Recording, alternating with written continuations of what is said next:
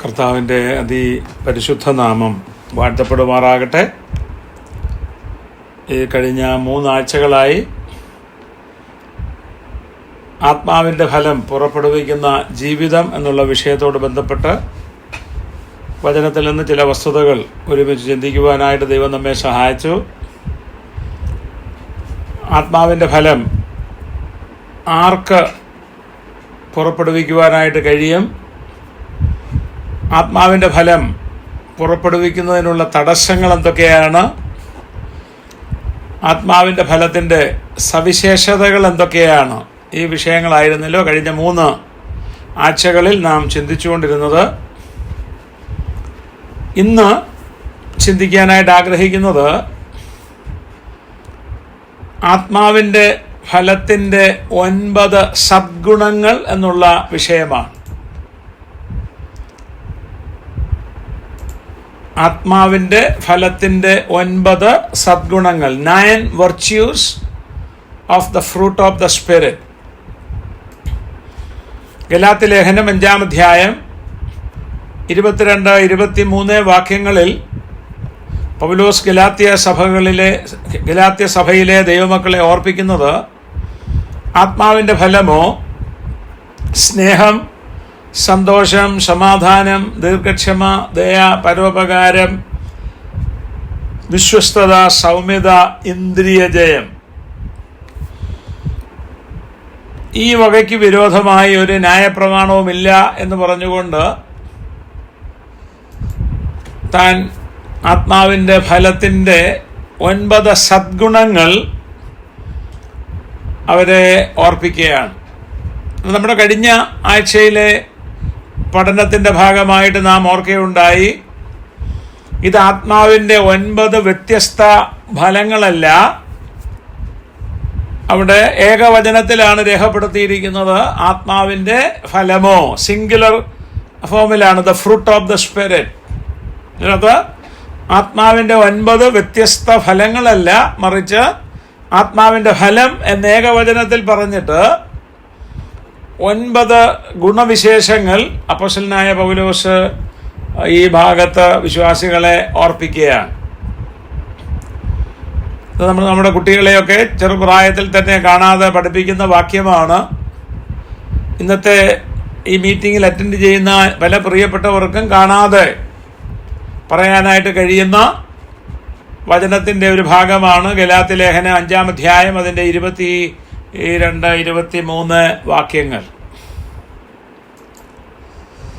ഈ 9 സദ്ഗുണങ്ങളെ ആത്മാവിൻ്റെ ഫലം എന്ന് പറഞ്ഞിട്ട് പൗലോസ് രേഖപ്പെടുത്തിയിരിക്കുന്ന 9 ഗുണവിശേഷങ്ങളെ നമുക്ക് 3 ഗ്രൂപ്പുകളായിട്ട് തിരിക്കാം. Now we can divide these 9 virtues or qualities into 3 different groups. ഒന്ന്, ആത്മാവിനാൽ നിയന്ത്രിക്കപ്പെടുന്ന മനസ്സിൻ്റെ ശീലങ്ങൾ, holy spirit controlled habits of mind. 2, ആത്മാവിനാൽ നിയന്ത്രിക്കപ്പെടുന്ന നമുക്ക് മറ്റുള്ളവരോടുള്ള സമീപനം, the holy spirit controlled approach, our approach to others. 3, ആത്മാവിനാൽ നടത്തപ്പെടുന്ന ജീവിതശൈലി, the holy spirit led lifestyle. അപ്പോസ്തലനായ പൗലോസ് ഈ വാക്യങ്ങളിൽ പറഞ്ഞിരിക്കുന്ന ആത്മാവിൻ്റെ ഫലം എന്ന് പറഞ്ഞ് രേഖപ്പെടുത്തിയിരിക്കുന്ന 9 സദ്ഗുണങ്ങളെ ഞാൻ ഈ പറഞ്ഞതുപോലെ നമുക്ക് 3 ഗ്രൂപ്പുകളായിട്ട് തിരിച്ച് മനസ്സിലാക്കാം. ഒന്ന്, ആദ്യത്തെ 3 ഗുണവിശേഷങ്ങൾ ആത്മാവിനാൽ നിയന്ത്രിക്കപ്പെടുന്ന മനസ്സിൻ്റെ ശീലങ്ങളാണ്. അത് കഴിഞ്ഞ് പറഞ്ഞിരിക്കുന്ന 3 ഗുണവിശേഷങ്ങൾ ആത്മാവിനാൽ നിയന്ത്രിക്കപ്പെടുന്ന നമുക്ക് മറ്റുള്ളവരോടുള്ള സമീപനത്തെ കാണിക്കുന്നു. അവസാനത്തെ 3 ഗുണവിശേഷങ്ങൾ ആത്മാവിനാൽ നടത്തപ്പെടുന്ന നമ്മുടെ ജീവിത ശൈലിയെ കാണിക്കുന്നു. ആദ്യത്തെ 3 The Holy Spirit controlled habits of mind. ആത്മാവിനാൽ ഞാനും നിങ്ങളും നിയന്ത്രിക്കപ്പെടുമ്പോൾ, അല്ലെങ്കിൽ ആത്മീയന്മാരായി ഞാനും നിങ്ങളും ജീവിക്കുമ്പോൾ, നമ്മുടെ മനസ്സിൻ്റെ ശീലങ്ങൾ, നമ്മളുടെ വ്യക്തിത്വത്തിൻ്റെ ആത്മാവിനാൽ നിറയപ്പെടുന്ന നമ്മുടെ വ്യക്തിത്വത്തിൻ്റെ ആ ശീലങ്ങൾ, സ്നേഹം, സന്തോഷം, സമാധാനം, the love, Joy and piece, ഈ 3 ഗുണവിശേഷങ്ങൾ ഒരു വിശ്വാസിയിൽ കാണപ്പെടുന്ന, പരിശുദ്ധാത്മ നിറവിൽ നിയന്ത്രണത്തിൽ ജീവിക്കുന്ന ആത്മീയനായ ഒരു വിശ്വാസിയുടെ ജീവിതത്തിൽ പരിശുദ്ധാത്മാവിനാൽ നിയന്ത്രിക്കപ്പെട്ട ജീവിതം നയിക്കുമ്പോൾ കാണുന്ന ശീലങ്ങളാണ് ആദ്യം പൗലോസ് പറഞ്ഞിരിക്കുന്ന 3 ഗുണവിശേഷങ്ങൾ: സ്നേഹം, സന്തോഷം, സമാധാനം എന്നിവ. രണ്ടാമത്, ആത്മാവിനാൽ നിയന്ത്രിക്കപ്പെടുന്ന നമുക്ക്, അല്ലെങ്കിൽ ഒരു ആത്മീയന്, മറ്റുള്ളവരോടുള്ള സമീപനത്തെയാണ് അടുത്ത 3 ഗുണവിശേഷങ്ങൾ കാണിക്കുന്നത്. ദീർഘക്ഷമ അല്ലെങ്കിൽ പേഷ്യൻസ്, ദയ അല്ലെങ്കിൽ കൈൻഡ്നസ്, പരോപകാരം അല്ലെങ്കിൽ ഗുഡ്നസ്. ദീർഘക്ഷമ, ദയ, പരോപകാരം, ഇത് ആത്മാവിനാൽ നിയന്ത്രിക്കപ്പെട്ട് ജീവിക്കുന്ന ഒരു ദൈവ പൈതലിന്, അല്ലെങ്കിൽ ആത്മീകനായ ഒരു വിശ്വാസിക്ക്, സഹോദരന്, സഹോദരിക്ക് മറ്റുള്ളവരോടുള്ള അവരുടെ സമീപനത്തെ കാണിക്കുന്ന ആ സദ്ഗുണങ്ങളാണ്, ഗുണവിശേഷങ്ങളാണ്. മൂന്നാമത്, ആത്മാവിനാൽ നടത്തപ്പെടുന്ന നമ്മുടെ ജീവിതശൈലിയെ കാണിക്കുന്ന ഗുണവിശേഷങ്ങളാണ് അവസാനം പൗലോസ് പറഞ്ഞിരിക്കുന്ന വിശ്വസ്തത, സൗമ്യത, ഇന്ദ്രിയജയം, faithfulness, gentleness and self control. ഇങ്ങനെ നമുക്ക് ഈ 9 ഗുണവിശേഷങ്ങളെ, സദ്ഗുണങ്ങളെ, 9 വെർച്യൂസിനെ നമുക്ക് 3ആയിട്ട് തിരിച്ച് മനസ്സിലാക്കാനായിട്ട് കഴിയും. അങ്ങനെ നാം ചിന്തിക്കുമ്പോൾ അല്പം കൂടെ ഇതിൻ്റെ ആശയങ്ങൾ നമുക്ക് ഗ്രഹിക്കാനായിട്ട് കഴിയും. നമുക്ക് ഓരോ സദ്ഗുണം ഒന്ന് പരിശോധിക്കാം. ആദ്യം പൗലോസ് പറഞ്ഞിരിക്കുന്നത്, ഒന്നാമതായിട്ട് പറഞ്ഞിരിക്കുന്നത് സ്നേഹം എന്നുള്ള ഗുണവിശേഷമാണ്. ആത്മാവിൻ്റെ ഫലം എന്ന് പൗലോസ് പറഞ്ഞ് ആദ്യം പ്രസ്താവിച്ചിരിക്കുന്ന, രേഖപ്പെടുത്തിയിരിക്കുന്ന സദ്ഗുണം, ഗുണവിശേഷം സ്നേഹം എന്നുള്ള ഗുണവിശേഷമാണ്. നമുക്കറിയാം, നാം ദൈവസ്നേഹം ലഭിച്ചവരാണ്. So we are the ones who have received the love of God. രക്ഷിക്കപ്പെട്ട ദൈവമക്കൾ എന്നുള്ള നിലയിൽ ഞാനും നിങ്ങളും സമൂഹത്തിൽ ജീവിക്കുമ്പോൾ, ലോകത്തിൽ ജീവിക്കുമ്പോൾ നാം ഓർത്തിരിക്കേണ്ട ഒരു വസ്തുതയാണ്, നാം ദൈവസ്നേഹം ലഭിച്ചവരാണ്. യിരെമ്യാവിൻ്റെ പുസ്തകം 31:3 നമുക്കൊക്കെ അറിയാം. യഹോവ യിരെമ്യാവിനോട് സംസാരിക്കുന്ന വാക്കുകളാണ് അവിടെ രേഖപ്പെടുത്തിയിരിക്കുന്നത്. യഹോവ ദൂരത്ത് നിന്ന് എനിക്ക് പ്രത്യക്ഷമായി അരുളി ചെയ്തത്, നിത്യസ്നേഹം കൊണ്ട് ഞാൻ നിന്നെ സ്നേഹിച്ചിരിക്കുന്നു. ദൈവത്തിൻ്റെ വാക്കുകളാണ്, നിത്യസ്നേഹം കൊണ്ട് ഞാൻ നിന്നെ സ്നേഹിച്ചിരിക്കുന്നു. 1 യോഹന്നാൻ 3:1 നമുക്ക് വളരെ പരിചയമുള്ള ഭാഗമാണ്. കാൺമീൻ, നാം ദൈവമക്കളെന്ന് വിളിക്കപ്പെടുവാൻ പിതാവ് നമുക്ക് എത്ര വലിയ സ്നേഹം നൽകിയിരിക്കുന്നു. Behold what manner of love the Father has given unto us, that we should be called the children of God. ഇംഗ്ലീഷിൽ യോഹന്നാൻ പറയുകയാണ്, behold what manner of love. ഇത് ഏത് തരത്തിലുള്ള സ്നേഹമാണ്. ദൈവം നമ്മെ സ്നേഹിച്ച സ്നേഹം, പിതാവായ ദൈവം നമ്മെ സ്നേഹിച്ച സ്നേഹത്തെക്കുറിച്ച് പറയുമ്പോൾ, പ്രത്യേകിച്ച് 3, 4, 5 അധ്യായങ്ങളിൽ ആ സ്നേഹത്തിൻ്റെ വിശദാംശങ്ങളിലേക്ക് ആഴത്തിൽ യോഹന്നാൻ ഇറങ്ങിച്ചെല്ലുവാൻ ആഗ്രഹിച്ച് അതിനൊരു ആമുഖക്കുറിപ്പ് പറയുമ്പോൾ താനോട് പറയുക, ഇത് ഏത് തരത്തിലുള്ള സ്നേഹമാണ്, വാട്ട് മാനർ ഓഫ് ലവ്. അല്ലെങ്കിൽ നാടൻ ഭാഷയെ പറഞ്ഞാൽ ഇത് എന്തോന്ന് സ്നേഹമാണ്.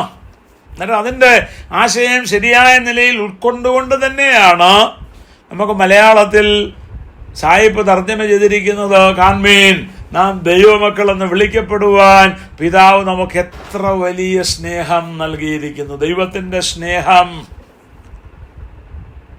ആ വലിയ സ്നേഹമാണ്.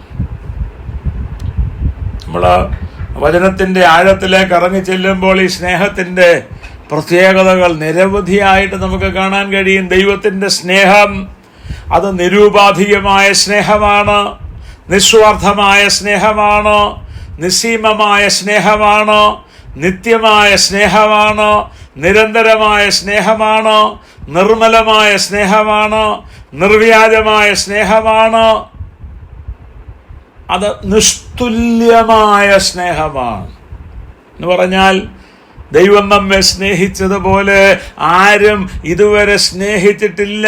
പിതാവായ ദൈവം നമ്മെ സ്നേഹിച്ചപ്പോൾ തൻ്റെ പുത്രനെ ക്രൂശിൽ തകർത്തുകൊണ്ടാണ് സ്നേഹിച്ചത്.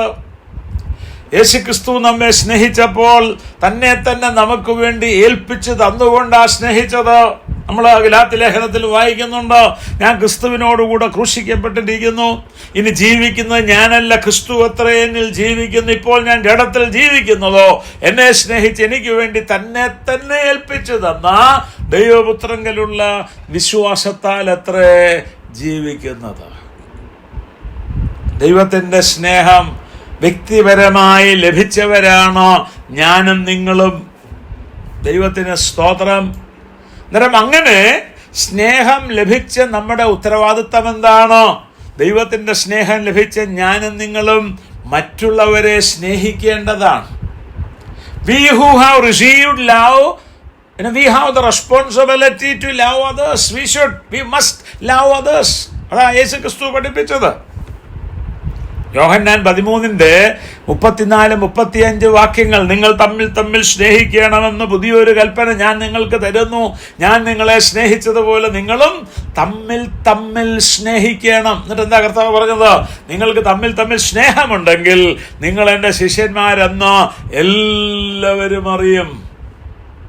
ദൈവസ്നേഹം ലഭിച്ച, ദൈവസ്നേഹം അനുഭവിക്കുന്ന ദൈവമക്കൾ എന്നുള്ള നിലയിൽ ദൈവം നമുക്ക് നൽകിയിരിക്കുന്ന ഉത്തരവാദിത്തമാണ്, ചുമതലയാണ്. നാം അന്യോന്യം സ്നേഹിക്കണം, തമ്മിൽ സ്നേഹിക്കണം. നമ്മുടെ സ്നേഹം കാണുമ്പോൾ മറ്റുള്ളവർ നാം ക്രിസ്തുവിൻ്റെ ശിഷ്യന്മാരെന്ന് മനസ്സിലാക്കത്തക്ക നിലയിലുള്ള ഒരു ജീവിത ശൈലി രൂപപ്പെടുത്തിയെടുക്കുവാൻ ദൈവം നമ്മെക്കുറിച്ച് ആഗ്രഹിക്കുന്നു. നമുക്കറിയാം, ബ്രദറൻ പ്രസ്ഥാനത്തിൻ്റെ ചരിത്രം പരിശോധിക്കുമ്പോൾ ബ്രദറുകാരെന്നുള്ള പേര് നാം നമുക്ക് വേണ്ടി സ്വീകരിച്ച പേരല്ല. നമ്മുടെ സ്നേഹം കണ്ട്, സഹോദര സ്നേഹം കണ്ട്, ബ്രദറൻ പ്രസ്ഥാനത്തിൻ്റെ ആദ്യ നാളുകളിലുള്ള ഓരോ സ്ഥലം സഭകളിലും കൂടി വന്ന് ദൈവത്തെ ആരാധിക്കുന്ന ദൈവമക്കളുടെ സ്നേഹം കണ്ടിട്ട് മറ്റുള്ളവർ വിളിച്ചതാണ് സഹോദരങ്ങൾ.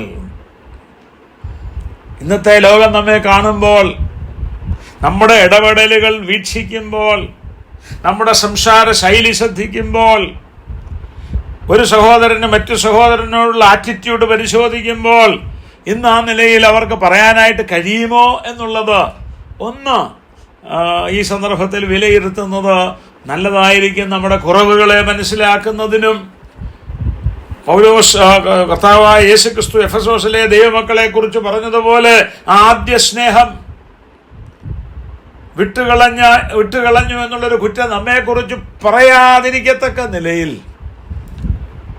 സ്നേഹത്തോടെ മറ്റുള്ളവരോട് വർത്തിക്കുവാൻ, ഇടപെടുവാൻ ദൈവം നമ്മെ സഹായിക്കട്ടെ. ദൈവസ്നേഹം ലഭിച്ച ഞാനും നിങ്ങളും മറ്റുള്ളവരെ അതേ നിലവാരത്തിലുള്ള സ്നേഹത്തോടുകൂടെ സ്നേഹിക്കേണ്ടവരാണ്. അതോടൊപ്പം തന്നെ ഒരു കാര്യം കൂടെ ഞാൻ ഓർപ്പിക്കട്ടെ.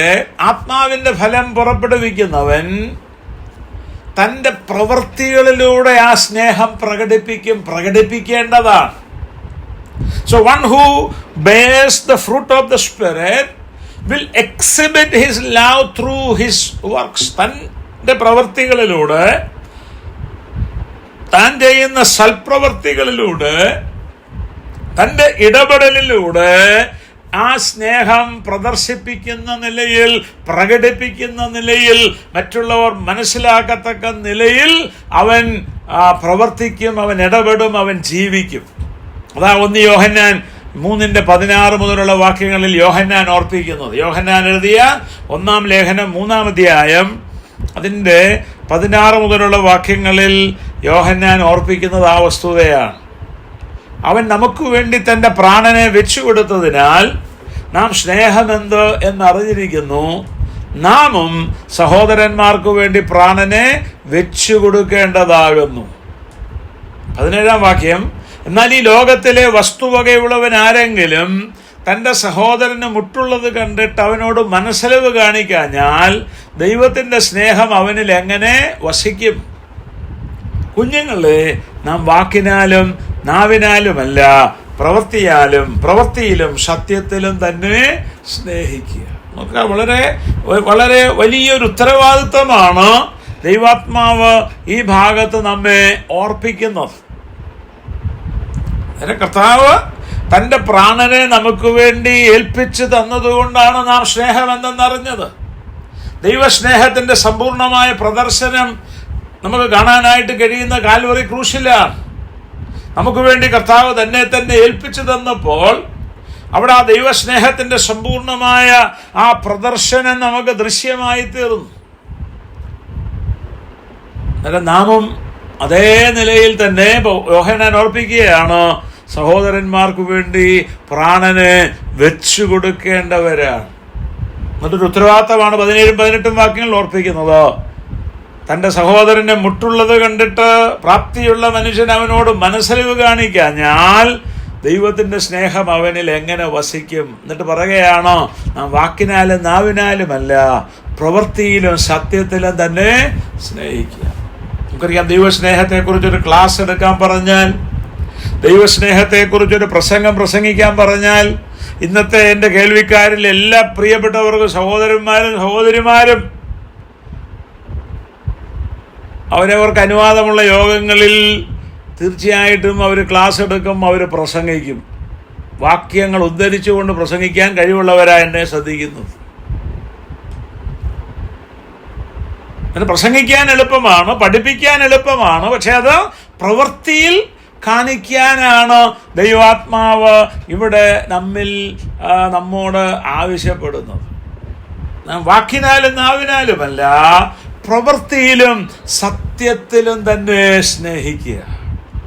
ഒക്കെ നമ്മുടെ സ്നേഹം നാം ചെയ്യുന്ന ഇടപെടലിലൂടെ, നാം ചെയ്യുന്ന പ്രവൃത്തിയിലൂടെ, നാം ചെയ്യുന്ന സൽപ്രവൃത്തിയിലൂടെ, മറ്റുള്ളവരെ സഹായിക്കുന്നതിലൂടെ വെളിപ്പെടുത്തുവാൻ ദൈവം നമ്മെക്കുറിച്ച് ആഗ്രഹിക്കുന്നു. അതെത്രമാത്രം വിശ്വസ്തമായി നമുക്ക് ചെയ്യാനായിട്ട് കഴിഞ്ഞിട്ടുണ്ട് എന്നുള്ളത് ഈ സന്ദർഭത്തിൽ പ്രിയ സഹോദരന്മാര് ഒന്ന് വിലയിരുത്തുന്നത് നല്ലതാണ്. നമുക്കറിയാം, ദൈവം നമ്മെ വിവിധ സ്ഥലങ്ങളിലാക്കി വച്ചിരിക്കുകയാണ്. ഇപ്പൊ കോട്ടയം നഗരത്തിൻ്റെ വിവിധ പ്രദേശങ്ങളിൽ, വിവിധ ഭാഗങ്ങളിൽ ദൈവം നമ്മെ, നമ്മുടെ കുടുംബത്തെ ആക്കി വച്ചിരിക്കുമ്പോൾ, ഞാൻ ഓർപ്പിക്കട്ടെ, ദൈവം നമ്മെ അവിടെ ആക്കി വച്ചിരിക്കുന്നതിന് ലക്ഷ്യമുണ്ട്. നമ്മുടെ വീടിൻ്റെ ചുറ്റുപാടും വസിക്കുന്നവർ, അയൽവാസികളായിട്ടുള്ള പ്രിയപ്പെട്ടവർ, അന്നേരം അവരെ വ്യക്തമായിട്ട് അറിയാവുന്നത് നമുക്കാണ്. അന്നേരം അവരുടെ അവസ്ഥ കണ്ടറിഞ്ഞ്, അവരുടെ ജീവിതത്തിൻ്റെ നിലവാരം കണ്ടറിഞ്ഞ്, അവരുടെ ആവശ്യം മനസ്സിലാക്കി, അവരുടെ ആവശ്യങ്ങളിൽ അവരെ സഹായിക്കാനുള്ള, അവരുടെ ഭൗതിക ആവശ്യങ്ങളിലും അവരുടെ ആധ്യാത്മിക ആവശ്യങ്ങളിലും ഇടപെടാനായിട്ടാണ്, അവർക്ക് വേണ്ടി പ്രവർത്തിക്കുവാനായിട്ടാണ് ദൈവം നമ്മെ അവിടെ ആക്കി വച്ചിരിക്കുന്നത്. ദൈവം നമുക്ക് ജോലി നൽകി ജോലി സ്ഥലത്താക്കി വച്ചിരിക്കുന്ന ലക്ഷ്യവും അതുതന്നെയാണ്. വിവിധ സ്ഥലങ്ങളിൽ ഞാനും നിങ്ങളുമായിരിക്കുമ്പോൾ ആത്മാവിൻ്റെ ഫലം പുറപ്പെടുവിക്കുന്ന ദൈവ പൈതൽ, സ്നേഹം അവൻ്റെ ജീവിതത്തിലുണ്ടെങ്കിൽ, ആ സദ്ഗുണം നമ്മുടെ ജീവിതത്തിൽ നാം പുറപ്പെടുവിക്കുന്നെങ്കിൽ, തീർച്ചയായിട്ടും നാം ചെയ്യുന്ന സൽപ്രവർത്തികളിലൂടെ, നാം ചെയ്യുന്ന ഇടപെടലിലൂടെ ആ സ്നേഹം പ്രകടിപ്പിക്കാനായിട്ട് നമുക്ക് സാധിക്കണം. എന്നിട്ട് അങ്ങനെയുള്ള ഒരു വസ്തു നമ്മുടെ ജീവിതത്തിൽ സംഭവിച്ചിട്ടില്ലെങ്കിൽ, നമ്മുടെ ജീവിതത്തിലെ കുറവുകൾ കണ്ട് മനസ്സിലാക്കിക്കൊണ്ട് ദൈവസന്നിധിയിൽ ആ കുറവുകൾ ഏറ്റുപറഞ്ഞ് നമ്മുടെ പ്രവൃത്തിയിലൂടെ സ്നേഹം പ്രകടിപ്പിക്കത്തക്ക നിലയിൽ നമ്മുടെ ജീവിതത്തെ ക്രമീകരിച്ച് മുൻപോട്ട് പോകുവാൻ ദൈവം നമ്മെ സഹായിക്കട്ടെ. രണ്ടാമത്, ആത്മാവിൻ്റെ ഫലം എന്ന് പറഞ്ഞ് പൗലോസ് പറഞ്ഞിരിക്കുന്ന 9 ഗുണവിശേഷങ്ങളിൽ രണ്ടാമത്തെ സദ്ഗുണമായിട്ട് പറഞ്ഞിരിക്കുന്ന സന്തോഷമാണ്, ജോയ്. സന്തോഷമുള്ളവരായി, സന്തോഷം പുറപ്പെടുവിക്കുന്നവരായി, സന്തോഷത്തോടെ ഇടപെടുന്നവരായി ഞാനും നിങ്ങളും ദൈവസന്നിധിയിൽ ജീവിക്കുവാൻ, ദൈവസഭയിൽ ആയിരിക്കാൻ, സമൂഹത്തിലായിരിക്കാൻ ദൈവം നമ്മെക്കുറിച്ച് ആഗ്രഹിക്കുന്നു. നമ്മൾ 1 തെസ്സലോനിക്കർ 5-ാം അധ്യായം അതിൻ്റെ 16 മുതലുള്ള വാക്യങ്ങളിൽ വായിക്കുന്നത്, റിജോയ്സ് എവർമോർ, എപ്പോഴും സന്തോഷിപ്പീൻ. പ്രേ വിത്തൗട്ട് സീസിങ്, ഇടവിടാതെ പ്രാർത്ഥിപ്പീൻ. ഇൻ എവറിത്തിങ് ഗീവ് താങ്ക്സ്, എല്ലാറ്റിനും സ്തോത്രം ചെയ്യുവീൻ. This is the will of God in Christ Jesus concerning you. ഇതല്ലോ നിങ്ങളെക്കുറിച്ച് ക്രിസ്തുയേശുവിൽ ദൈവേഷ്ടം. നോക്കുക, തെസ്സലോനിക്ക സഭയിലെ വിശ്വാസികൾക്ക് പൗലോസ് കൊടുക്കുന്ന പ്രബോധനമാണ്, പൗലോസ് കൊടുക്കുന്ന കൽപ്പനകളാണ്. ഇമ്പറേറ്റീവ് മൂഡിൽ അവിടെ രേഖപ്പെടുത്തിയിരിക്കുന്ന, കൽപ്പന രൂപത്തിൽ രേഖപ്പെടുത്തിയിരിക്കുന്ന കാര്യങ്ങളാണ്. എപ്പോഴും സന്തോഷിപ്പീൻ, ഇടവിടാതെ പ്രാർത്ഥിപ്പീൻ, എല്ലാറ്റിനും സ്തോത്രം ചെയ്യുവീൻ. നോക്കുക, ഈ നിലയിൽ എപ്പോഴും സന്തോഷിപ്പിക്കാൻ, സന്തോഷത്തോടെ ജീവിക്കുവാൻ, സന്തോഷത്തോടെ ഇടപെടുവാൻ, സന്തോഷത്തോടെ വർത്തിക്കുവാൻ കഴിയുന്നത് ആർക്കാ? ഒരാത്മീകന് മാത്രമാണ്. ആത്മാവിൻ്റെ ഫലം പുറപ്പെടുവിക്കുന്ന ഒരു ദൈവപൈതലിൻ്റെ ജീവിതത്തിൽ നമുക്ക് ആ സന്തോഷം കാണാനായിട്ട് കഴിയും. ഏത് സാഹചര്യത്തിലും, നമ്മുടെ ജീവിതത്തിൻ്റെ സന്തോഷത്തിൻ്റെ സാഹചര്യത്തിൽ മാത്രമല്ല, ദുഃഖത്തിൻ്റെ സാഹചര്യത്തിലും, കഷ്ടപ്പാടിൻ്റെ സാഹചര്യത്തിലും, നിന്ദയുടെ സാഹചര്യത്തിലും, പഴിയുടെ, ദുഷിയുടെ സാഹചര്യത്തിലും, ജീവിതത്തിൻ്റെ എല്ലാ രംഗങ്ങളിലും പ്രിയ സഹോദരീ സഹോദരന്മാരെ, സന്തോഷത്തോടെ ജീവിക്കുവാൻ ദൈവം നമ്മെക്കുറിച്ച് ആഗ്രഹിക്കുന്നു. ആത്മാവിൻ്റെ ഫലം പുറപ്പെടുവിക്കുന്ന ഒരു വിശ്വാസിയുടെ ജീവിതത്തിൽ നമുക്ക് ആ സന്തോഷം കാണാനായിട്ട് കഴിയും. നമുക്കറിയാം, ഒരിക്കൽ നാം സന്തോഷമില്ലാത്തവരായിരുന്നു. നമ്മുടെ ഈ ലോകത്തിൽ സന്തോഷമില്ലാതെ ജീവിച്ചിരുന്ന സന്ദർഭത്തിൽ കർത്താവിങ്കിലേക്ക് കടന്നു വന്നപ്പോൾ, ഈ സുവിശേഷം കേട്ട് പരിശുദ്ധാത്മാവിനാൽ ഞാനും നിങ്ങളും വീണ്ടും ജനിച്ചപ്പോൾ ഈ സന്തോഷം നമ്മുടെ ജീവിതത്തിൽ കടന്നു വരുവാനായിട്ടിടയായിട്ട് തീർന്നു. നമ്മൾ ഫിലിപ്പിയ പട്ടണത്തിൽ നടന്ന സുവിശേഷ പ്രവർത്തനത്തെക്കുറിച്ച് വായിക്കുമ്പോൾ അപ്പോസ്തല പ്രവൃത്തി 16-ാം അധ്യായത്തിൽ ലൂക്കോസ് രേഖപ്പെടുത്തിയിട്ടുണ്ട്. അവിടെ ഫിലിപ്പിയയിലുള്ള ആ കാരാഗ്രഹ പ്രമാണി ദൈവത്തിൽ വിശ്വസിച്ചതിൽ വീടടക്കം ആനന്ദിച്ചു എന്നാണ് നമ്മൾ വായിക്കുന്നു. കർത്താവിനെ അറിയുമ്പോൾ, രക്ഷിക്കപ്പെടുമ്പോൾ നമ്മൾ വചനത്തിൽ വായിക്കുന്നുണ്ട്, മാനസാന്തരപ്പെടുന്ന ഭാവിയെ ചൊല്ലി സ്വർഗത്തിൽ സന്തോഷമുണ്ടാകും, ദൂതന്മാരുടെ മധ്യത്തിൽ സന്തോഷമുണ്ടാകും. എന്നാൽ അവിടെ നമ്മൾ 16-ാം അധ്യായത്തിൽ കാണുവാനായിട്ട് കഴിയുന്നത്, കർത്താവിനെ അറിഞ്ഞ, കർത്താവിൽ വിശ്വസിച്ച ആ ഫിലിപ്പിയൻ ജയിലറുടെ, ആ ജയിൽ സൂപ്രണ്ടിന്റെ ഭവനത്തിലും സന്തോഷമുണ്ടാകാനായിട്ട് ഇടയായിത്തീർന്നു. നാം നമ്മുടെ ജീവിതത്തിൽ ആ വചനം അനുസരിക്കുമ്പോൾ ആ സന്തോഷം വർദ്ധിച്ചു വരുവാനിടയായിട്ട് തീരും. നമുക്ക് അപ്പോസ്തല പ്രവൃത്തി 8-ാം അധ്യായത്തിൽ അത് കാണാനായിട്ട് കഴിയും. അവിടെ ഫിലിപ്പോസ് സുവിശേഷം പറഞ്ഞ് ആ മന്ത്രി, ആ ഷണ്ഡനായ വ്യക്തി രക്ഷിക്കപ്പെട്ട് സ്നാനപ്പെട്ട് കഴിഞ്ഞപ്പോൾ, നമ്മൾ അപ്പോസ്തല പ്രവൃത്തി 8-ാം അധ്യായത്തിന്റെ അവസാന ഭാഗത്ത് വായിക്കുന്നത്, അവൻ സന്തോഷിച്ചും കൊണ്ട് തൻ്റെ വഴിക്ക് പോയി എന്നുള്ളതാണ്. എന്നാൽ പ്രതികൂലം വരുമ്പോഴും പ്രയാസം വരുമ്പോഴും ഞാൻ ഓർപ്പിക്കട്ടെ, ആ സന്തോഷത്തിൽ തുടരുവാനായിട്ട് കഴിയുന്നത് ആത്മീയനായ ഒരു സഹോദരന്, സഹോദരിക്ക് മാത്രമാണ്. ആത്മാവിൻ്റെ ഫലം പുറപ്പെടുവിക്കുന്ന, ആത്മാവിൻ്റെ ഫലമുള്ള ഒരു വിശ്വാസിയുടെ ജീവിതത്തിൽ നമുക്ക് നിരന്തരമായി ആ സന്തോഷം കാണാനായിട്ട് കഴിയും. ആ പശ്ചാത്തലത്തിലാണ്, അതിനോടുള്ള ബന്ധത്തിലാണ് 1 തെസ്സലോനിക്കർ 5-ാം അധ്യായം 16-ാം വാക്യത്തിൽ റിജോയ്സ് എവർമോർ, എപ്പോഴും സന്തോഷിപ്പീൻ എന്നുള്ളൊരു പ്രബോധനം പൗലോസ് നൽകാനായിട്ട് ഇടയായിട്ട് തീർന്നു. ഞാൻ ഓർപ്പിക്കട്ടെ, ഇങ്ങനെ സന്തോഷിക്കാനായിട്ട് കഴിയുന്നത് രക്ഷിക്കപ്പെട്ട ദൈവത്തിൻ്റെ പ്രവർത്തന പദ്ധതി അറിയുന്ന ദൈവമക്കൾക്ക് മാത്രമാണ്. റോമാലേഖനം 8-ാം അധ്യായത്തിന്റെ 28-ാം വാക്യം നമുക്ക് വളരെ പരിചയമുള്ള ഭാഗമാണ്. എന്നാൽ ദൈവത്തെ സ്നേഹിക്കുന്നവർക്ക്, നിർണയപ്രകാരം വിളിക്കപ്പെട്ടവർക്ക് തന്നെ സകലവും നന്മയ്ക്കായി കൂടി വ്യാപരിക്കുന്നു എന്ന് നാം അറിയുന്നു. ദൈവത്തിന്റെ പ്രവർത്തന പദ്ധതി അറിയുന്ന ദൈവ പൈതലിന്, ആ വ്യക്തിക്ക് അവൻ അറിയാം, ദൈവത്തെ സ്നേഹിക്കുന്നവർക്ക്, നിർണയപ്രകാരം വിളിക്കപ്പെട്ടവർക്ക് തന്നെ സകലവും നന്മയ്ക്കായി കൂടി വ്യാപരിക്കുന്നു. നമ്മുടെ ജീവിതത്തിൽ ഒരുപക്ഷെ ഒറ്റയ്ക്കൊറ്റയ്ക്ക് നടക്കുന്ന സംഭവങ്ങൾ, നമ്മുടെ രോഗം അല്ലെങ്കിൽ പ്രയാസം അല്ലെങ്കിൽ പരാജയം അല്ലെങ്കിൽ നമ്മുടെ ജീവിതത്തിൽ സംഭവിക്കുന്ന ചില ഉപദ്രവങ്ങൾ, അത് അതിൽ തന്നെ എടുത്താൽ അത് നന്മയാണ് എന്ന് നമുക്ക് തോന്നുകയില്ല.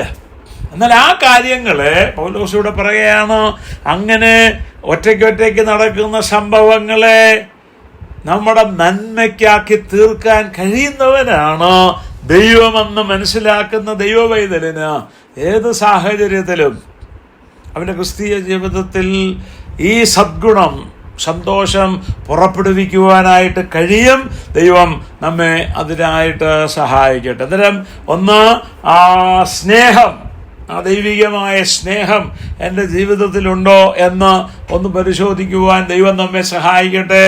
2, ജീവിതത്തിൻ്റെ എല്ലാ സന്ദർഭത്തിലും, അത് സന്തോഷത്തിൻ്റെ സന്ദർഭമാണെങ്കിലും പരാജയത്തിൻ്റെ സന്ദർഭമാണെങ്കിലും പരിഹാസത്തിൻ്റെ സന്ദർഭമാണെങ്കിലും മറ്റുള്ളവർ നമ്മെ കുറ്റപ്പെടുത്തുന്ന, നമ്മെ വേദനിപ്പിക്കുന്ന സാഹചര്യത്തിലാണെങ്കിലും നമുക്ക് കർത്താവിൽ സന്തോഷിക്കുവാനായിട്ട് കഴിയുന്നുണ്ടോ എന്നുള്ളത് ഒന്ന് പരിശോധിക്കുവാൻ ഈ പഠനം നമുക്കൊരു മുഖാന്തരമായി തീരട്ടെ. 3, ആത്മാവിൻ്റെ ഫലം എന്ന് പറഞ്ഞിട്ട് 3ാമത്തെ സദ്ഗുണമായി അപ്പോസ്തലനായ പൗലോസ് ഓർപ്പിക്കുന്നത് സമാധാനമാണ്. സമാധാനം, ആ സമാധാനമെന്ന ആ വെർച്യു, ആ ഗുണവിശേഷം ആത്മാവിൻ്റെ ഫലത്തിൻ്റെ ഭാഗമാണ്. റോമാലേഖനം 5-ാം അധ്യായത്തിൻ്റെ 1-ാം വാക്യത്തിൽ വായിക്കുന്നുണ്ട്, വിശ്വാസത്താൽ നീതീകരിക്കപ്പെട്ടിട്ട് നമ്മുടെ കർത്താവായ യേശുക്രിസ്തു മൂലം നമുക്ക് ദൈവത്തോട് സമാധാനമുണ്ട്. ഒരു കാലത്ത് സമാധാനമില്ലാതിരുന്ന ജീവിതത്തിൽ, നമ്മുടെ ജീവിതത്തിൽ നമുക്ക് സമാധാനം ലഭിച്ചത് കർത്താവായ യേശുക്രിസ്തു മുഖാന്തരമാണ്. നമുക്കറിയാം, ദൂതന്മാർ ആട്ടിടയന്മാർക്ക് പ്രത്യക്ഷനായപ്പോൾ, യേശുക്രിസ്തുവിൻ്റെ ജനനശേഷം പ്രത്യക്ഷനായപ്പോൾ ദൂതൻ സാധാരണക്കാരായ ആട്ടിടയന്മാരോട് പറഞ്ഞ സന്ദേശം നമുക്കറിയാം. ഭയപ്പെടേണ്ട, സർവ്വജനത്തിനും ഉണ്ടാകുവാനുള്ള ആ സന്തോഷ വിഷയം ഞാൻ നിങ്ങളോട് അറിയിക്കുന്നു. കർത്താവായ ക്രിസ്തു എന്ന രക്ഷിതാവ് ദാവീദിന്റെ പട്ടണത്തിൽ നിങ്ങൾക്കായി ജനിച്ചിരിക്കുന്നു.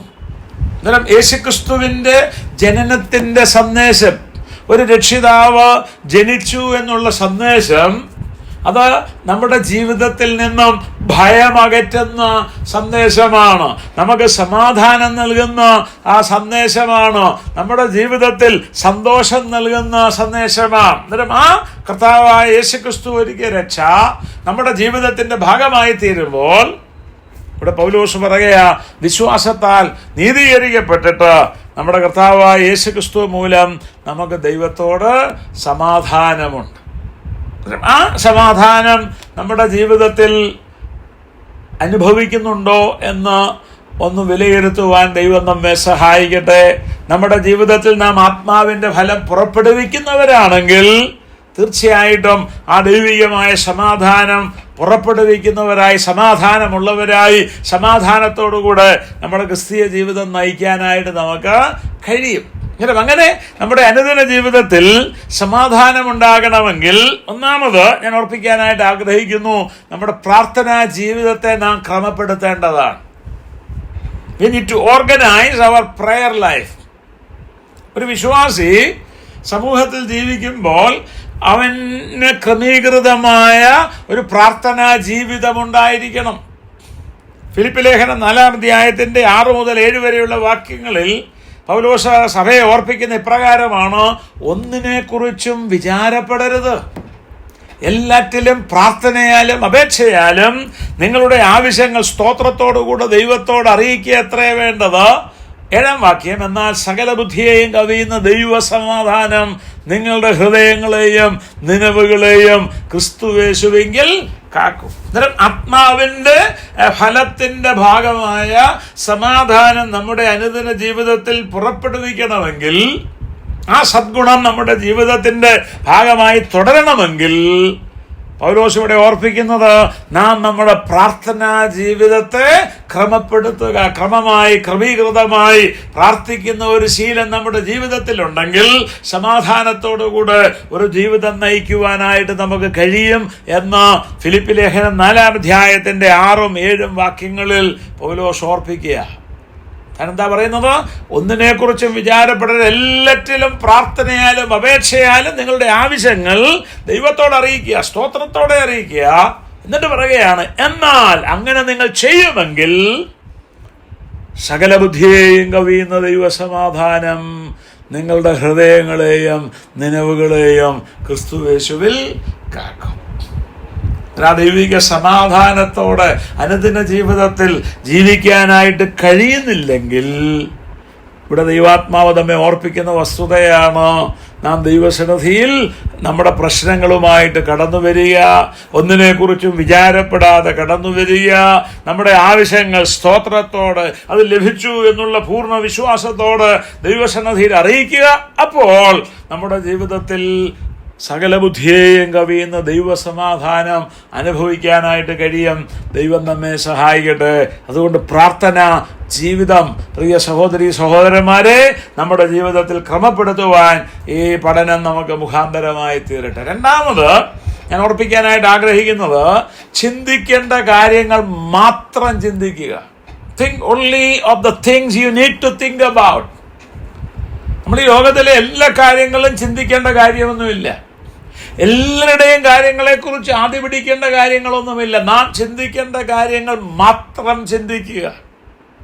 ഫിലിപ്പി ലേഖനം 4:8 പൗലോസ് ഓർപ്പിക്കുന്നതാണ്: ഒടുവിൽ സഹോദരന്മാരെ, സത്യമായതൊക്കെയും ഘനമായതൊക്കെയും നീതിയായതൊക്കെയും നിർമ്മലമായതൊക്കെയും രമ്യമായതൊക്കെയും സൽകീർത്തിയായതൊക്കെയും സൽഗുണമോ പുകഴ്ചയോ അതൊക്കെ ചിന്തിച്ചുകൊള്ളുക.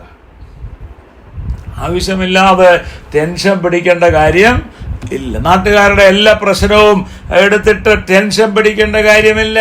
ആവശ്യമില്ലാത്ത കാര്യങ്ങളിൽ ഇടപെട്ട് പ്രശ്നമുണ്ടാക്കേണ്ട കാര്യമില്ല. ചിന്തിക്കേണ്ട കാര്യങ്ങൾ മാത്രം ചിന്തിക്കുക. ഒരു ദൈവവേദലിന് യോഗ്യമായ കാര്യം മാത്രം ചിന്തിക്കുക. ഒരു ദൈവവേദൽ ഇടപെടേണ്ട കാര്യങ്ങളിൽ മാത്രം ഇടപെടുക. ആവശ്യമില്ലാത്ത കാര്യങ്ങളിൽ നിന്ന് മാറി നിൽക്കുക. ദൈവം നമ്മെ സഹായിക്കട്ടെ. നാം അങ്ങനെ ചെയ്യുമ്പോൾ ദൈവികമായ സമാധാനം നമ്മുടെ ജീവിതത്തിന്റെ ഭാഗമായി തീരുവാൻ ഇടയായിട്ട് തീരും. ദൈവം നമ്മെ സഹായിക്കട്ടെ. മൂന്നാമത്, സമാധാനത്തിൽ തുടരുവാൻ ദൈവം വെച്ചിരിക്കുന്ന ഒരു പ്രമാണം എന്നുള്ളത് വചനധ്യാനത്തിനായിട്ട് പ്രാധാന്യം നൽകുക. We need to give prominence for meditating the word of God.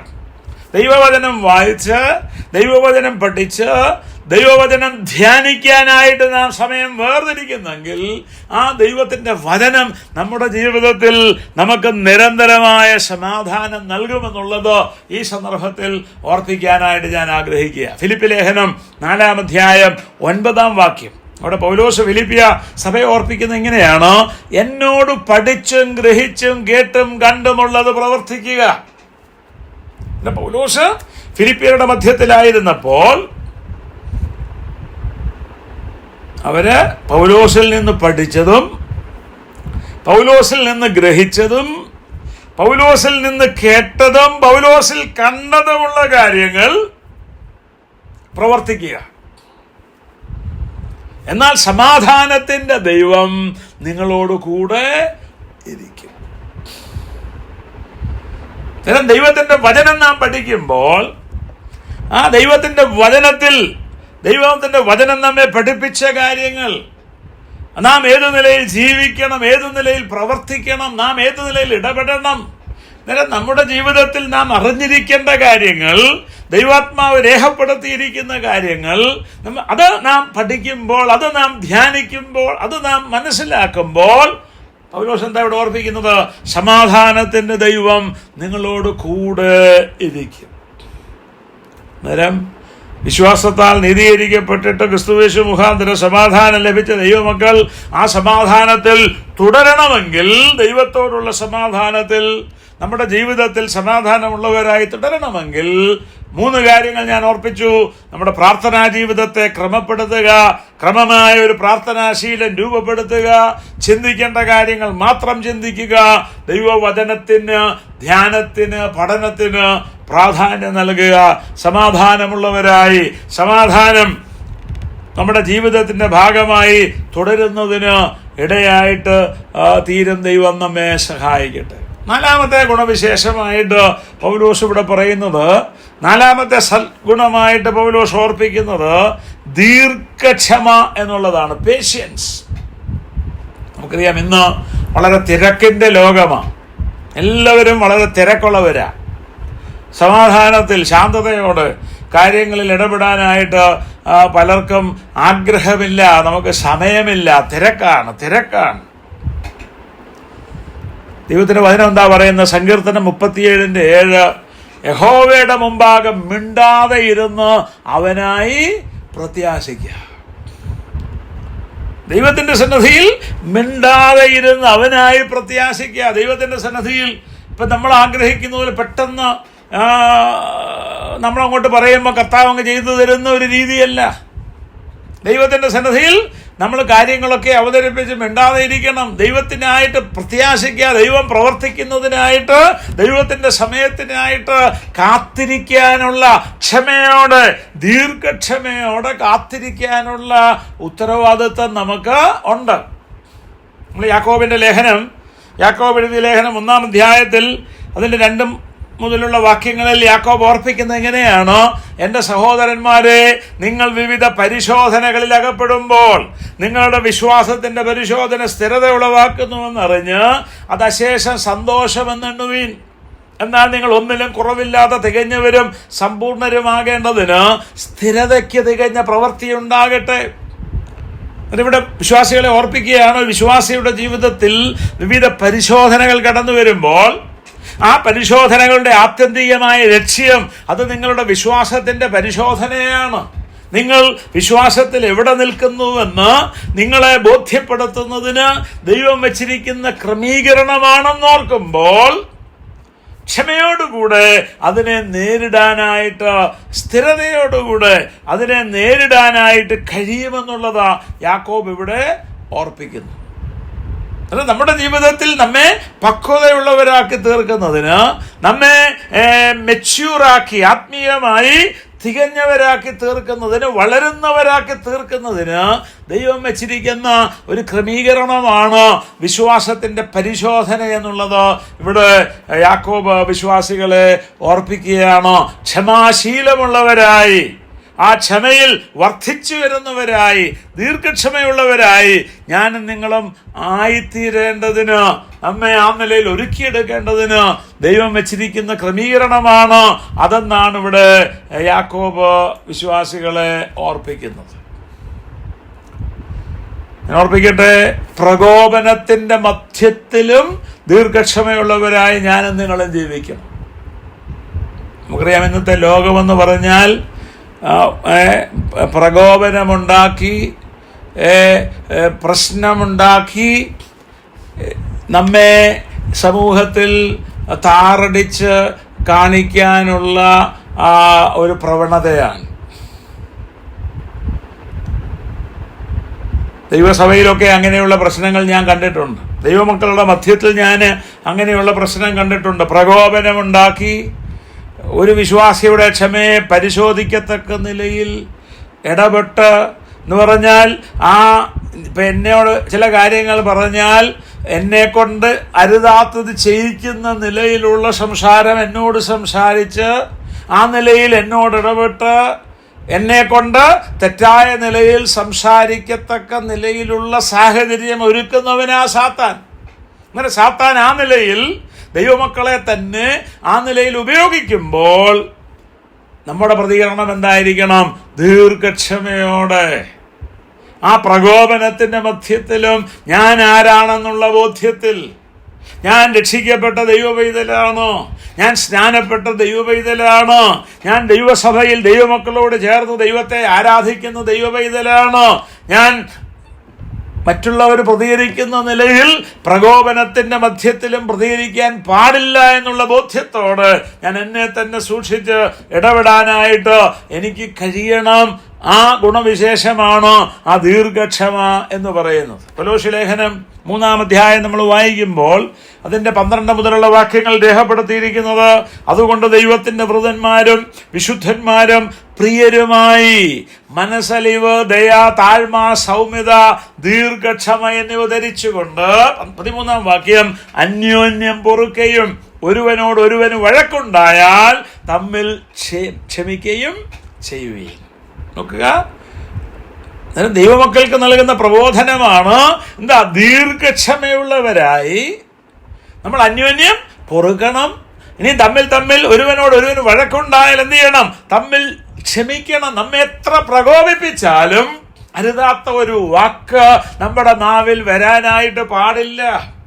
നമ്മെ എത്ര പ്രകോപിപ്പിച്ചാലും സഭയിൽ ദൈവമക്കളുടെ മധ്യത്തിൽ പരസ്യമായി ഏതൊക്കെ പ്രകോപനം കൊണ്ടുവന്നാലും അരുതാത്ത ഒരു വാക്ക്, അരുതാത്ത ഒരു പ്രവൃത്തി നമ്മുടെ ഭാഗത്തുണ്ടാകാനായിട്ട് പാടില്ല. പിശാച് ജയിക്കാനായിട്ട് പാടില്ല.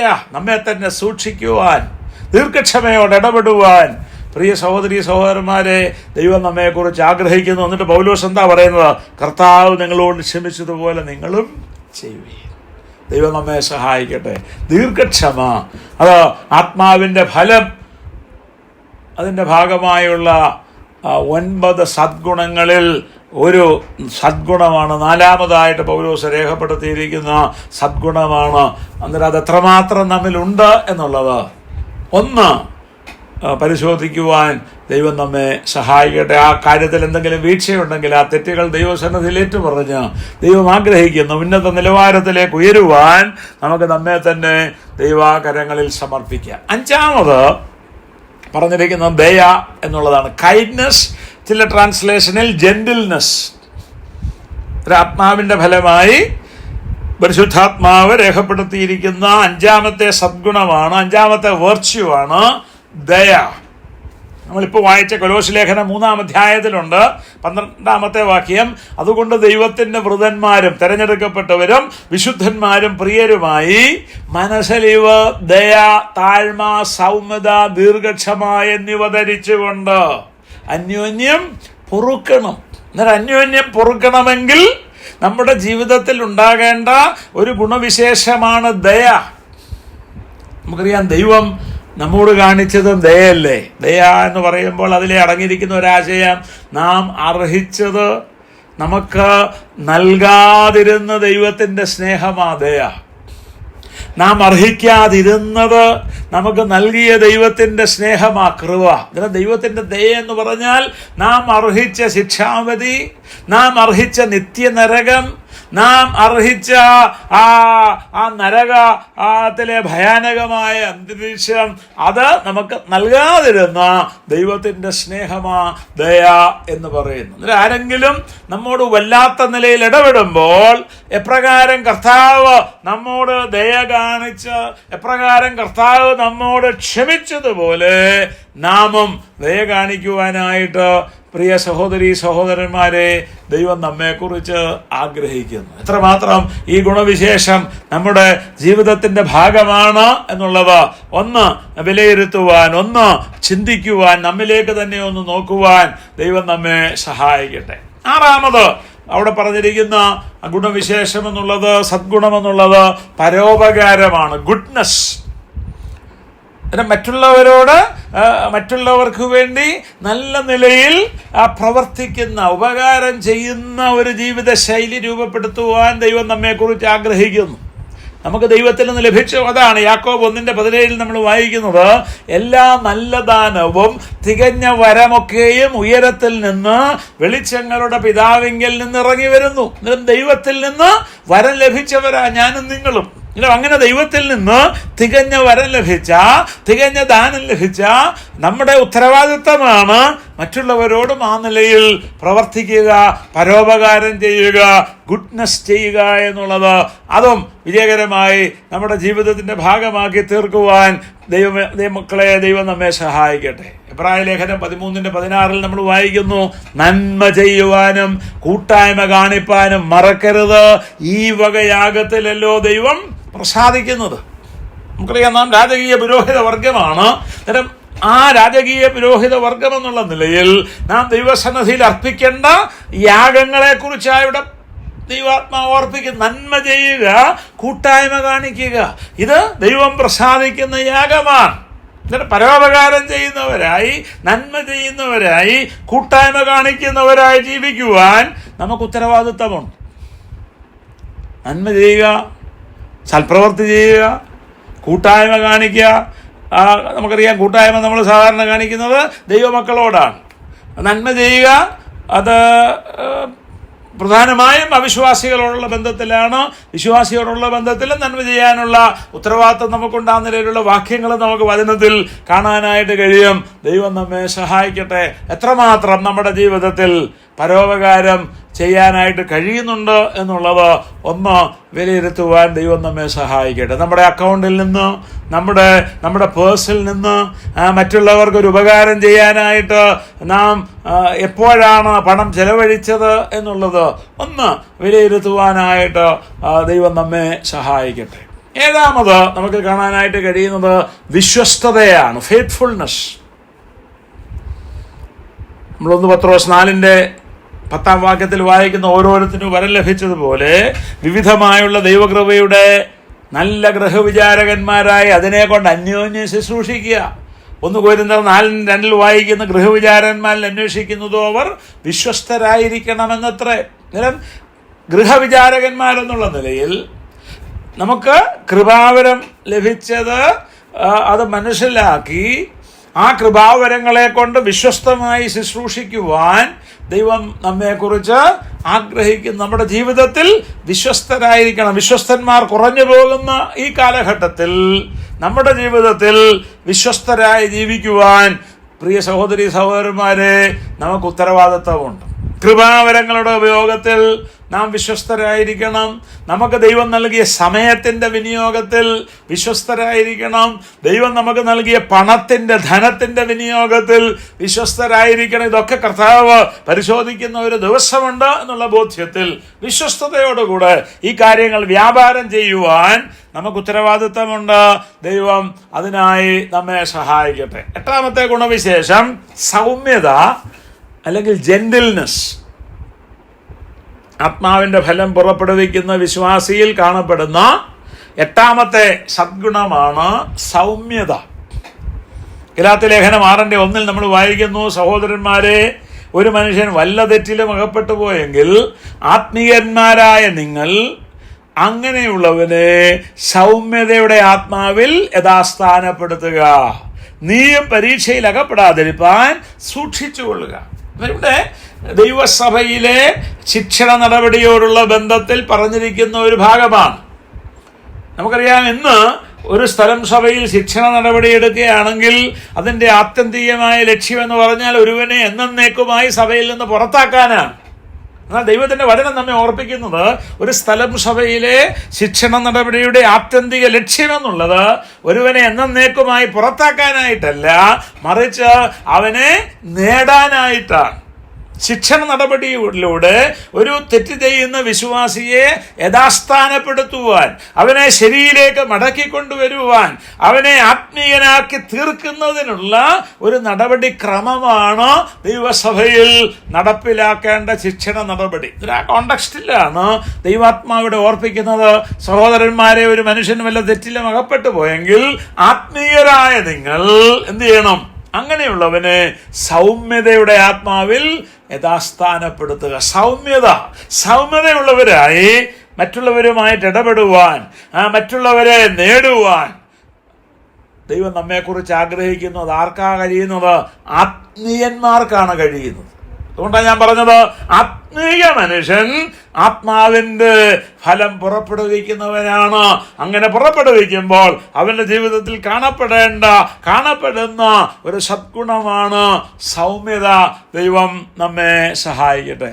അവസാനമായിട്ട് അപ്പോസ്തലനായ പൗലോസോട് പറഞ്ഞിരിക്കുന്ന ഗുണവിശേഷം എന്നുള്ളത് ഇന്ദ്രിയ ജയമാണ്, സെൽഫ് കൺട്രോളാണ്. നമ്മൾ പുതിയ നിയമം പരിശോധിക്കുമ്പോൾ പുതിയ നിയമത്തിലുടനീളം അനേക ഭാഗങ്ങളിൽ ഊന്നിപ്പറയുന്ന ഒരു ക്രിസ്തീയ ഗുണവിശേഷമാണ് ഇന്ദ്രിയ ജയം. നമ്മുടെ ഇന്ദ്രിയങ്ങളെ ജയിക്കത്തക്ക നിലയിലുള്ള ഒരു ജീവിത ശൈലി നമ്മുടെ ജീവിതത്തിന്റെ ഭാഗമായി തീരുവാൻ ദൈവം ആഗ്രഹിക്കുന്നു. എന്താ ഇന്ദ്രിയ ജയം എന്ന് പറഞ്ഞാൽ? ദൈവത്തെയും ദൈവത്തിന്റെ വചനത്തെയും അനുസരിച്ച് ദൈവത്തിന് ബഹുമാനം നൽകത്തക്ക നിലയിൽ ഒരു വിശ്വാസി തന്റെ ആഗ്രഹങ്ങൾ, അവന്റെ ചിന്തകൾ, അവന്റെ വികാരങ്ങൾ, അവന്റെ പ്രവൃത്തികൾ എന്നിവയെ ദൈവാത്മാവിന്റെ ശക്തിയാൽ നിയന്ത്രിക്കാനുള്ള കഴിവിനെയാണ് ഇന്ദ്രിയ ജയം എന്ന് പറയുന്നത്. ഞാൻ വീണ്ടും പറയാം, ദൈവത്തെയും ദൈവത്തിന്റെ വചനത്തെയും അനുസരിച്ച് ദൈവത്തിന് ബഹുമാനം നൽകത്തക്ക നിലയിൽ ഒരു വിശ്വാസി തന്റെ ആഗ്രഹങ്ങൾ, ചിന്തകൾ, വികാരങ്ങൾ, പ്രവൃത്തികൾ എന്നിവയെ ദൈവാത്മാവിന്റെ പരിശുദ്ധാത്മാവിന്റെ ശക്തിയാൽ നിയന്ത്രിക്കുന്നതിനുള്ള കഴിവിനെയാണ് ഇന്ദ്രിയ ജയം എന്ന് പറയുന്നത്. നമ്മുടെ ഇന്ദ്രിയങ്ങളെ നിയന്ത്രിച്ചുകൊണ്ട് ജീവിക്കുവാൻ ദൈവം നമ്മെക്കുറിച്ച് ആഗ്രഹിക്കുന്നു. അങ്ങനെയുള്ള ധാരാളം പ്രബോധനങ്ങൾ നമുക്ക് വചനത്തിൽ കാണാനായിട്ട് കഴിയും. ഒരു ഭാഗം മാത്രം ഒന്ന് ചൂണ്ടിക്കാണിച്ച് ഞാൻ അവസാനിപ്പിക്കുവാൻ ആഗ്രഹിക്കുന്നു. 1 കൊരിന്ത്യർ 9-ാം അധ്യായത്തിന്റെ 24 മുതലുള്ള വാക്യങ്ങൾ. പൗലോസ് പറയുകയാണ്, ഓട്ടക്കളത്തിൽ ഓടുന്നവർ എല്ലാവരും ഓടുന്നുവെങ്കിലും ഒരുവനെ വിരുദ് പ്രാപിക്കുന്നുള്ളൂ എന്നറിയുന്നില്ലയോ? നിങ്ങളും വിരുദ് പ്രാപിപ്പാൻ തക്കവണ്ണം ഓടുക. 25-ാം വാക്യം, അംഗം പൊരുതുന്നവനൊക്കെയും സകലത്തിലും വർജനം ആചരിക്കുന്നു, അതോ അവർ വാടുന്ന കിരീടവും നാമോ വാടാത്തതും പ്രാപിക്കേണ്ടത് തന്നെ. ആകയാൽ പൗലോസ് പറയുകയാണ്, ഞാൻ നിശ്ചയമില്ലാത്തവണ്ണമല്ല ഓടുന്നത്, ആകാശത്തെ കുത്തുന്നത് പോലെയല്ല ഞാൻ മുഷ്ടി യുദ്ധം ചെയ്യുന്നത്. മറ്റുള്ളവരോട് പ്രസംഗിച്ച ശേഷം ഞാൻ തന്നെ കൊള്ളരുതാത്തവനായി പോകാതിരിക്കേണ്ടതിന് എന്റെ ശരീരത്തെ ദണ്ഡിപ്പിച്ച് അടിമയാക്കുകയത്രേ ചെയ്യുന്നത്. നമുക്കറിയാം, ഓട്ടക്കളത്തിൽ ഓടുന്ന ഒരു അത്ലറ്റ് അല്ലെങ്കിൽ ആ പടക്കളത്തിൽ പൊരുതുന്ന ഒരു പടയാളി, അവരുടെ ഉത്തരവാദിത്വത്തിൽ വിജയം കൈവരിക്കത്തക്ക നിലയിൽ അവരുടെ ശരീരത്തെ നിയന്ത്രിച്ച് അവര് ആ ചെയ്യേണ്ട ക്രമീകരണമൊക്കെ ചെയ്ത് അവർ ആ കാര്യങ്ങളിൽ ഏർപ്പെടുന്നത് പോലെ ഒരു വിശ്വാസിയെക്കുറിച്ച് ദൈവം ആഗ്രഹിക്കുന്നത് നമ്മുടെ ഇന്ദ്രിയങ്ങളെ, നമ്മുടെ അവയവങ്ങളെ ദൈവവചനപ്രകാരം നിയന്ത്രിച്ചുകൊണ്ട് ഇന്ദ്രിയ ജയമുള്ളവരായി നാം സമൂഹത്തിൽ ജീവിക്കുക എന്നുള്ളതാണ്. ആത്മാവിന്റെ ഫലം കായ്ക്കുന്ന ഒരു വിശ്വാസിയിൽ കാണപ്പെടേണ്ട 9-ാമത്തെ ഗുണവിശേഷമായിട്ട് അപ്പോസ്തലനായ പൗലോസ് അതിനെ ഓർപ്പിച്ചിരിക്കുന്നു. 1, നമ്മുടെ ജീവിതത്തെ വിലയിരുത്തുവാൻ ദൈവം നമ്മെ സഹായിക്കട്ടെ. ഈ 9 ഗുണവിശേഷങ്ങളെ നാം കണ്ടു. 1, ആത്മാവിനാൽ നിയന്ത്രിക്കപ്പെടുന്ന മനസ്സിന്റെ ശീലങ്ങൾ. ഒരു വിശ്വാസി പരിശുദ്ധാത്മാവിനാൽ നിയന്ത്രിക്കപ്പെട്ട് ജീവിക്കുമ്പോൾ, അവൻ ആത്മാവിന്റെ ഫലം പുറപ്പെടുവിക്കുമ്പോൾ അവന്റെ മനസ്സിന്റെ ശീലങ്ങളാണ് സ്നേഹം, സന്തോഷം, സമാധാനം. ആത്മാവിനാൽ നിയന്ത്രിക്കപ്പെടുന്ന ഒരു വിശ്വാസിക്ക് മറ്റുള്ളവരോടുള്ള സമീപനമാണ് ദീർഘക്ഷമ, ദയ, പരോപകാരം. അങ്ങനെ ആത്മാവിനാൽ നടത്തപ്പെടുന്ന ഒരു വിശ്വാസിയുടെ ജീവിത ശൈലിയാണ് വിശ്വസ്തത, സൗമ്യത, ഇന്ദ്രിയ ജയം. ഈ 9 ഗുണവിശേഷങ്ങൾ, ഈ സദ്ഗുണങ്ങൾ നമ്മുടെ ജീവിതത്തിന്റെ ഭാഗമാണോ എന്ന് ഒന്ന് വിലയിരുത്തുവാൻ ദൈവം നമ്മെ സഹായിക്കട്ടെ. ഞാൻ കഴിഞ്ഞ ആഴ്ച ഓർപ്പിച്ചതുപോലെ ഈ 9 ഗുണവിശേഷങ്ങളിൽ 8 നമ്മുടെ ജീവിതത്തിലുണ്ട്. 1 മാത്രമില്ലെങ്കിലും നാം ആത്മാവിന്റെ ഫലം പുറപ്പെടുവിക്കുന്നില്ല. അതുകൊണ്ട് ദൈവം ആഗ്രഹിക്കുന്ന നിലയിൽ ആത്മാവിന്റെ ഫലം പുറപ്പെടുവിക്കുന്ന ഈ 9 സദ്ഗുണങ്ങളും നമ്മുടെ ജീവിതത്തിന്റെ ഭാഗമായിട്ടുള്ള ഒരു ജീവിത ശൈലി രൂപപ്പെടുത്തിയെടുക്കുവാൻ ദൈവം നമ്മെ സഹായിക്കട്ടെ. ഏതെങ്കിലും മേഖലയിൽ കുറവുകൾ വന്നിട്ടുണ്ടെങ്കിൽ ആ കുറവുകൾ ദൈവസന്നിധിയിൽ ഏറ്റുപറഞ്ഞുപേക്ഷിച്ച് ആ മാനസാന്തരത്തിന്റെ അനുഭവത്തിൽ, വിജയകരമായ ഒരു ക്രിസ്തീയ ജീവിതത്തിന്റെ അനുഭവത്തിൽ ജഡീകന്മാരായിട്ടല്ല ആത്മീയന്മാരായി ജീവിക്കുവാൻ നമുക്ക് നമ്മെ തന്നെ ദൈവത്തിൻ്റെ കരങ്ങളിൽ സമർപ്പിക്കാം. അതിന് ഈ 4 ആഴ്ചത്തെ ക്ലാസ്സുകൾ നമുക്കൊരു മുഖാന്തരമായി തീരട്ടെ. ഈ നിലയിൽ എന്നെ ക്ഷണിച്ച കോട്ടയം സഭയോടുള്ള നന്ദിയും അറിയിച്ചുകൊണ്ട് ഞാൻ എൻ്റെ ഈ ശുശ്രൂഷ ഇവിടെ അവസാനിപ്പിക്കുന്നു. ദൈവം നമ്മെ ഏവരെയും സഹായിക്കട്ടെ. കർത്താവിൻ്റെ അതിപരിശുദ്ധ നാമം ഇന്നും എന്നേക്കും വാഴ്ത്തപ്പെടുമാറാകട്ടെ.